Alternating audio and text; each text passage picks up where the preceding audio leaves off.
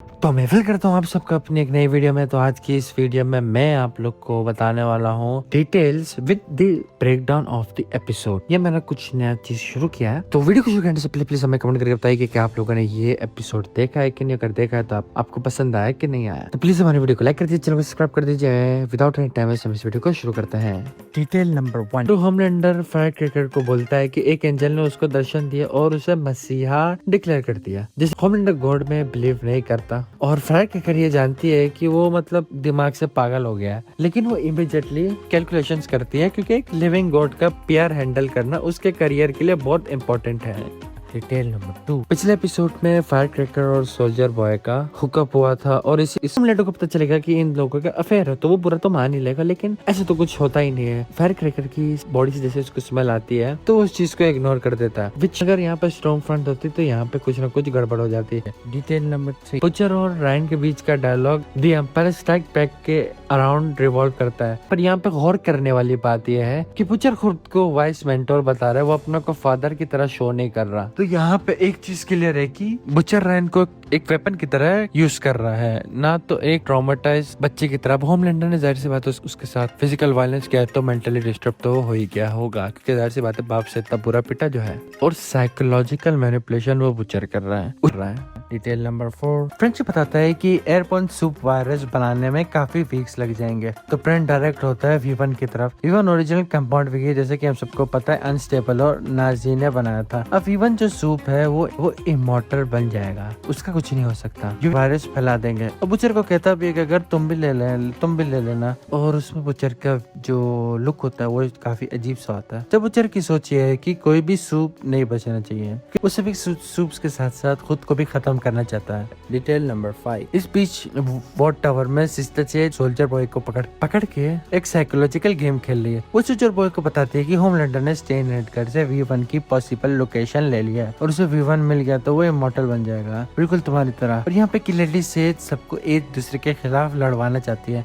Detail number 6। दी boys की van जब facility के पास पहुंच जाते हैं, ह्यूई सडनली एनी को गालियां देने लग जाता है। वो एनी को बिची बोल देता है, जो कि कम्प्लीटली उसके नेचर के अगेंस्ट है। एक बार को मुझे लगा ये मतलब रैंडम हो सकता है, लेकिन इस एपिसोड में आगे जाके फ्रेंची बता देता है कि ये टॉक्सोप्लासिटी है। अब ह्यूई के अंदर एनी के लिए गुस्सा था, जो कभी वो बाहर नहीं निकालता था। और सेमी कैसे एमएम के साथ जब बोतर की डेथ को सेलिब्रेट करने वाली बात करता है, मे भी वो ऐसा फील करता है। और किमी को भी फ्रेंची से कहती है कि वो उससे पेट नहीं है, जो उसे ऑर्डर देते रहता है। Detail number 7। फ्रेंची अकेला अनइफेक्टेड रहता है, क्यों? क्योंकि उसकी लाइफ लॉन्ग ड्रग एडिक्शन और रिजल्टिंग न्यूरोलॉजिकल डैमेज ने उसे स्पोर्ट्स के अगेंस्ट इम्यून बना दिया। ऐसा फ्रेंची ने अगर नशे नहीं किए होते तो दी बॉयज का काम तमाम हो जाता। Detail number 8। वो मीटिंग थी, बड़े स्टूडियोज की मीटिंग को मॉक कर रही है। यहाँ पे एक्चुअली जिसको लिखना आता है उसकी कोई नहीं सुन रहा, और जो पावर में है वो डिसाइड कर रहे हैं कि कंटेंट कैसा होगा। वो एक बार मेंशन भी करते हैं कि वॉट प्लस जो स्ट्रीमिंग प्लेटफॉर्म है इस यूनिवर्स का, वो अपने नंबर्स रिलीज नहीं करता, बिल्कुल वैसे ही जैसे मतलब हमारे जो रियल लाइफ में जो स्टूडियोज है वो करते हैं। Detail number 9। होमलैंडर के साथ उधर बढ़ रहा था और सोल्जर बॉय होमलैंडर के ऊपर चोक मार देता है कि तुम ऑर्शल गेलिस की तरह केप यूज करते हो। यहाँ पे डायरेक्टली कॉल आउट कर रहा है उसको कि वो अपने रियल फ्लॉज को हाइड करता है, एक तरीके से परफेक्ट पब्लिक इमेज को मेंटेन करता है। Detail number 10। Soldier boy confirm करता है कि उसका अफेयर था स्ट्रॉन्ग फ्रंट के साथ, और होमलैंडर भी सेम चीज बताता है कि सोल्जर बॉय को। और यहाँ पे जो थ्योरी है जो होमलैंडर की माँ स्ट्रॉन्ग फ्रंट है, वो अभी भी मतलब सच हो सकती है, क्योंकि सोल्जर बॉय के शायद ना पता हो कि उसकी जीन्स के लिए एग्स किसके यूज किए गए थे। और जाहिर सी बात है हमें शो में पता चलता है कि सोल्जर बॉय स्ट्रॉन्ग फ्रंट के साथ 2-3 बार सोया है, तो हो सकता है उसमें भी कुछ ना कुछ हो गया हो। Detail number 11। फोर्ट हार्मोनी से द बॉयज को एक डियर यूरिन की बॉटल मिलती है जिसपे गन पाउडर की ब्रांडिंग थी। जिनको याद नहीं तो मैं याद दिला तो गन पाउडर पेबैक टीम का एक हिस्सा था, तो प्रेजेंट टाइम में गन इन्फ्लुएंसर बन जाता है, लेकिन ज्यादा टाइम तक नहीं, क्योंकि बुचर ने इसको अपने पावर्स का यूज करके मार देता है। Detail number 12। तो फोर्ट हार्मोनी में बुचर एक्सप्लेन कर रहा होता है कि कैसे इन फोर्स ने ब्रेन को हायर कर दिया है ब्रेन को मतलब इन्फेक्ट कर दिया, काबू में कर दिया है। तो ह्यू कहता है कि अच्छा द लास्ट ऑफ अस जैसे, तो फ्रेंची कहता है नहीं, the last of us walking dead ही तो है, तो इसमें मशरूम थे ज़ॉम्बीज की जगह। लेकिन यहाँ पे जो एनवायरनमेंट है जो लास्ट ऑफ अस से बहुत ज्यादा इंस्पायर्ड है। डिटेल नंबर 13, जब वो यहाँ पे विवन का कंटेनमेंट यूनिट खोलता है तो उसे पता चलता है कि वो खाली है। एविडेंस से पता चलता है कि बॉम्बस्टैट नाम का एक सुपर सूप था 1940s ने जिसने उसे चुरा लिया था। तो बॉम्बस्टैट वर्ल्ड वॉर 2 के एरा का एक पायलट सूप है जो वॉर्ड की एक प्रोपेगेंडा फिल्म में काम कर चुका है। मेरे ख्याल से इस कैरेक्टर को इंट्रोड्यूस इसलिए किया गया है कि ताकि तो अपकमिंग प्रीक्वल सीरीज है वाइट राइजिंग उसको सेटअप किया जा सके, उसके लिए उसके हाइप बना सके। Detail number 14, tin soldier boy को जब देखो वो खुद की तारीफ करता रहता है इस चैनल के ओनर की तरह। वो लास्ट टाइम जब फोर्ट हार्मनी में आया था तो फ्रेश वॉर लड़के आ रहा था और यहाँ असली मर्द फाइटर्स को लाते थे, अरे गहरे लोगों को नहीं लाते थे। होमलैंडर इस पूरी ग्लोरी का पर्दाफाश करता है। वो बताता है कि तुम्हारा भाई था जो एक्चुअली में ब्रेव था जिसने मेडल जीता था, और उसे जेलिस फील करके सोल्जर बॉय ने अपने फादर को बोल के बहुत ज्यादा जिद करी थी उसे अपनी एंट्री दिला दो इस वॉर ट्रायल्स में, और लकीली V1 उस पर काम कर गया। सोल्जर बॉय कभी सोल्जर था ही नहीं, वो बस एक रिच था और उसका फादर रिच था, और कम्प्लीटली अपोजिट है कैप्टन अमेरिका का। भाई सोल्जर बॉय सिर्फ सिफारिश से सोल्जर बॉय बने। होमलैंडर ये भी बताता है कि सोल्जर बॉय ने V1 को इंजेक्ट होने से पहले पेंट के लिए कर दी थी, और इवन ये बताता है कि मतलब सुई लगने से पहले वो रो रो के अपनी माँ का नाम ले रहा था। डिटेल नंबर 15, दूसरी तरफ एनी की स्टोरी चल रही होती है जिसका जो फादर है उससे मिलने के लिए आती है और वो अपनी नई फैमिली के साथ सेटल हो चुका है। और यहाँ पे एनी का एक स्टेप ब्रदर भी है जो स्टारलाइटर्स को टेररिस्ट मानता है और वो इन सभी महिलाओं को पसंद भी करता है थोड़ा अलग तरीके से। और यहाँ पे सारी की सारी वो सुपर हीरोज है जिनकी इमेज क्लियर है, क्लीन है। Detail number 16, soldier boy Homelander को एक यूरेनियम सेल में बंद कर देता है और ये चीज विजुअली बहुत पावरफुल है। देखो यहाँ पे पहली बार होमलैंडर को एक मॉर्टल की तरह दिखाया गया है, एक पावरफुलेस मॉर्टल की तरह दिखाया गया जो घुट के मर रहा है, और शायद इसी तरीके से इस चीज को एंड किया जाएगा।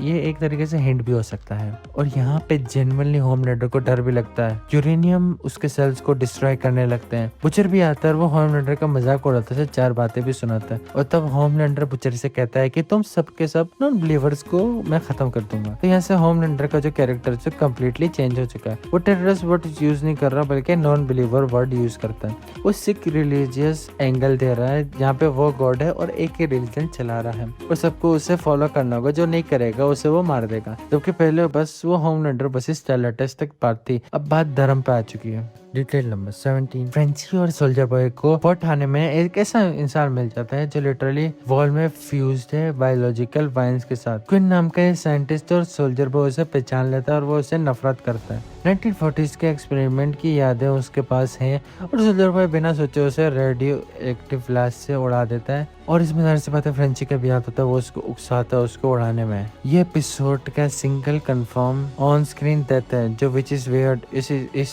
एपिसोड में मतलब मुझे लगा था कि बहुत ज्यादा फाइटिंग्स हो गया, मौत का लंगा नाच होगा। तो सोल्जर बॉय जैसे इसे मारता है सब लोग नॉर्मल हो जाते हैं। जो बीमारी फैली हुई थी जो सबको गुस्सा दिला रही थी वो खत्म हो जाती है और सब लोग अपने अपने कंट्रोल में वापस आ जाते हैं, और यहीं पे मौके पे चौका मार के द बॉयज वाली टीम यहाँ से निकल जाती है। Detail number 18, Homelander powers completely drain होने से पहले सर्विसल ट्रोल के निकल जाता है। सोल्जर बॉय को मारने की जगह उसे जीने देता है। ये मेरी तरफ से क्रूलेस्ट सर्जिकल मूव है क्योंकि सोल्जर बॉय होमलैंडर से कहता है कि भाई जल्दी खत्म कर, मुझे मार दे। सोल्जर बॉय क्लियरली जीना नहीं चाहता, वो बहुत ज्यादा उदास हो चुका है। उसे जैसे ही वो साइंटिस्ट दिखता है तो उसे मेमोरीज ट्रिगर होती है जो वॉइट राइजिंग में हमें देखने को मिलेंगी। इस एपिसोड में काफी ज्यादा वॉइट राइजिंग को सेटअप किया गया। डिटेल नंबर 19, अब हम पहुंचते हैं कि सेमेनेटस एम्ब्रेस भी है चर्च में। जब लाइटिंग नोटिस करो तो बड़ी डिवाइन या रिलीजियस सेटिंग वाली होती है, मतलब फुल मसीहा वाली जैसी है। और यहाँ पे एक छोटा सा फन फैक्ट कि ये जो यहाँ पे आप सूट देख रही है डॉक्टर डूम से काफी इंस्पायर्ड भी है बट व्हाइट वर्जन में। यहाँ पे ये जो